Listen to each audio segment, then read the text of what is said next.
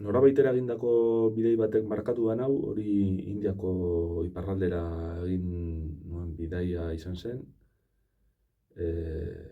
Bertan adibidez helmuga Delhi izan zen, eta Delhi da milioi asko dauzkan eremu bat, ez.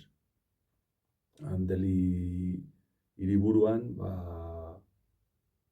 miseria handia ikusten da, bero handia egiten du, riksauetan garraiatzen gaituzten gidaria daude. Ez dakita leku oso berezi bat, baina benetan,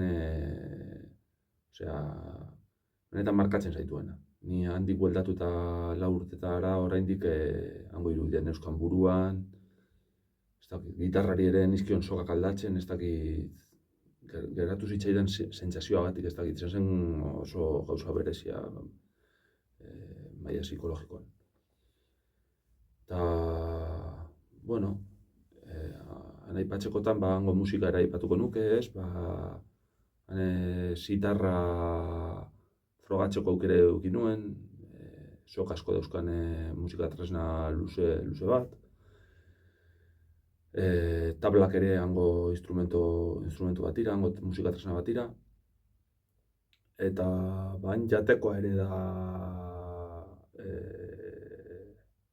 berezia, eta ez dakit, luze hitz egin daiteke honetaz, baina da oso...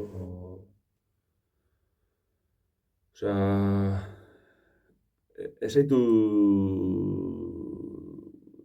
joan zinen moduan usten hori ziur.